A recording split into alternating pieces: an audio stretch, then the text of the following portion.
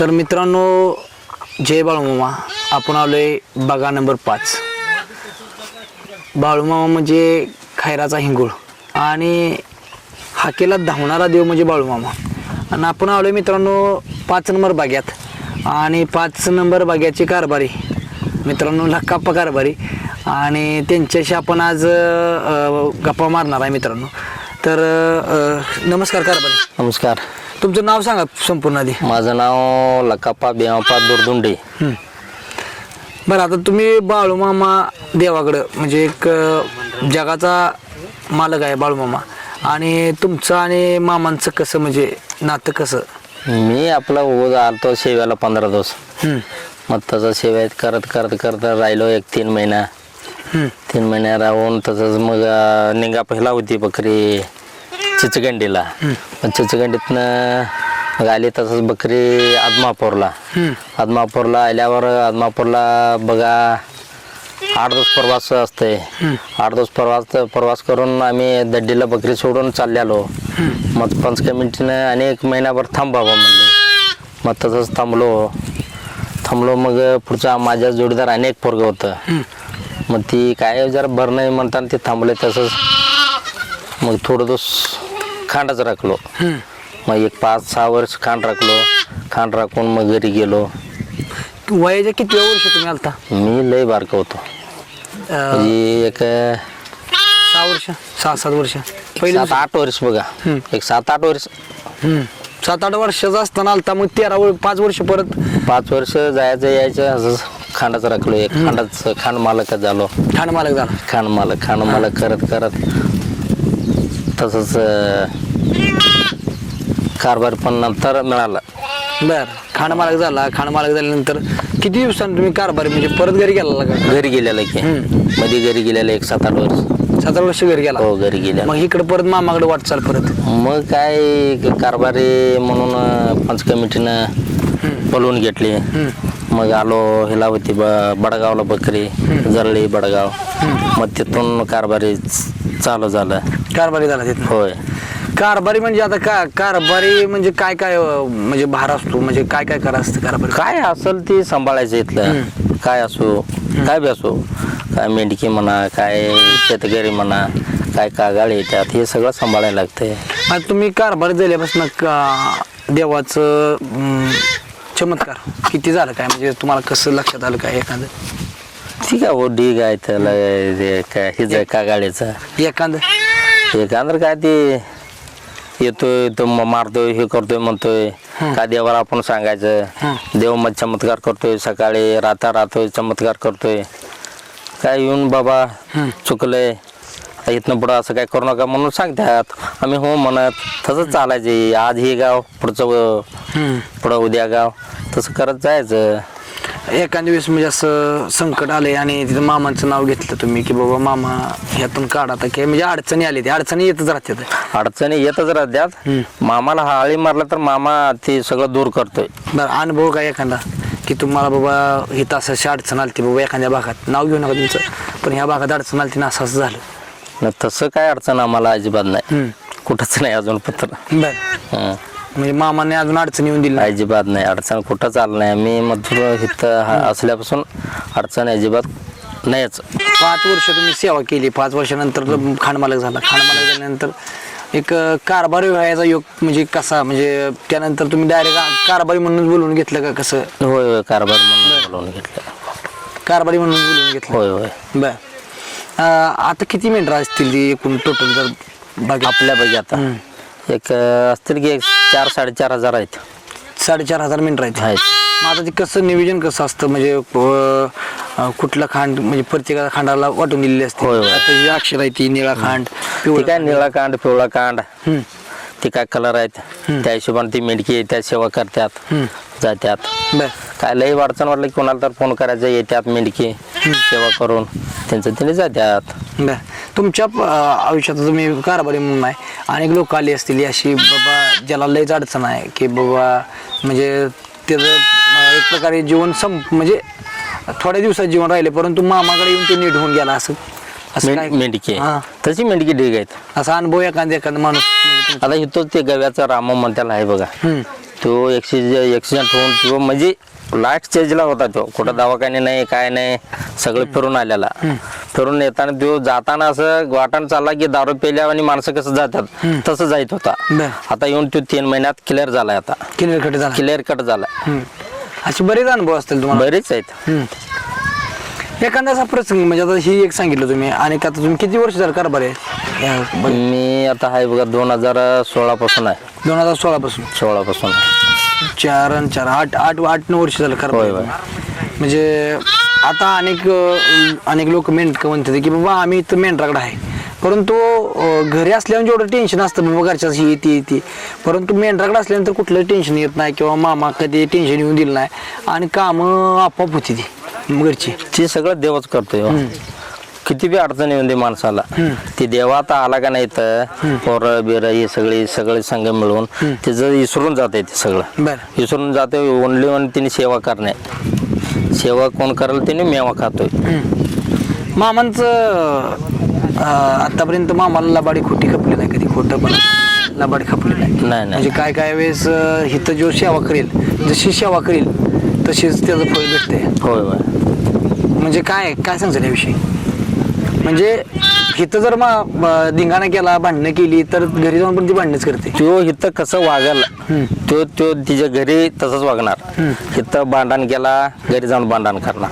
इथं लबाडी लुडी केला तो म्हणजे तिच्या वैयक्तिक जीवनात तो तसंच करणार. तो चोरी केला चोरीच करणार. इथं मारहाण केला मारहाणच होणार. म्हणजे इथं किती सिद्ध सब्जना म्हणजे चांगला वागल तो म्हणजे तिच्या जीवनात तो चांगला होईल. नीतीने वागले पाहिजे मामा. नीती धर्मानं वागली पाहिजे. आता तुम्हाला मराठी भाषा इथं आल्यानंतर शिकल्या का पहिलं? नाही आम्ही इथं मेंढरात आल्यावरच शिकलो. नाहीतर आमच्याकडे काय मराठी नाही, सगळी कन्नड.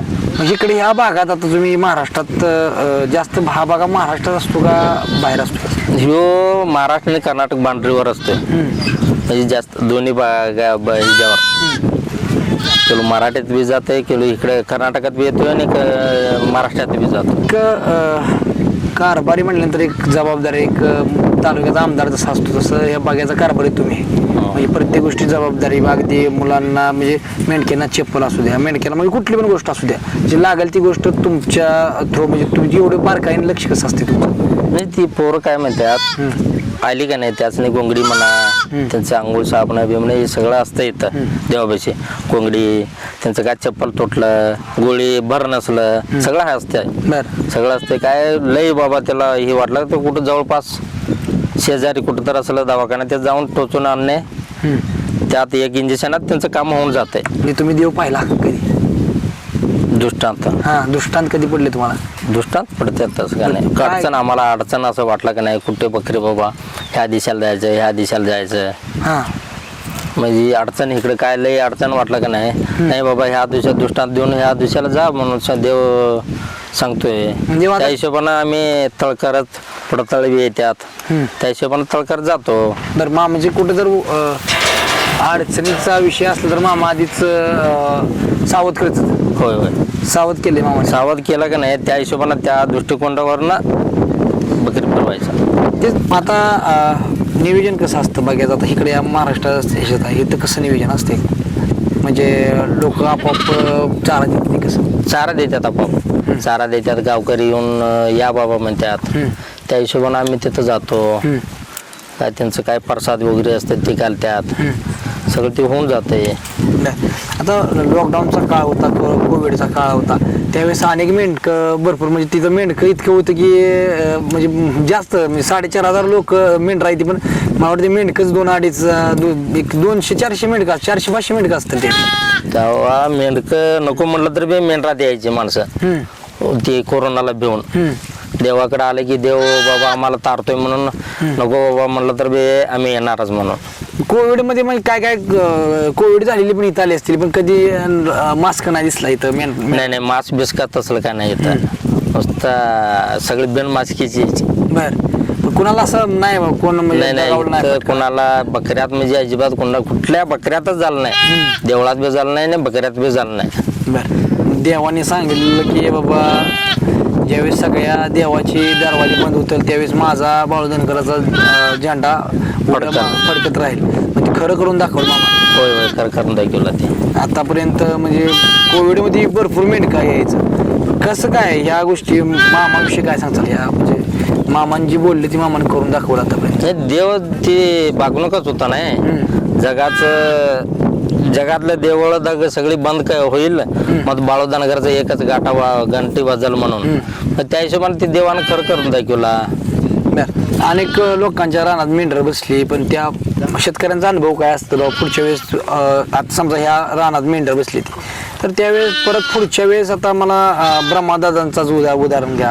ब्रह्मादादा काय म्हटलं की मला जिथनं इथं बघा बसून गेलाय जिथनं मेंढरं हे केली ती मला प्रत्येक वेळा अडचणी येत होती आता अडचणी याच्या बंद झाल्या म्हणजे माझं सरळ चाललंय आणि धंद्या पाण्यात पण चांगलं चाललंय म्हणजे ब्रह्मा पैलवान.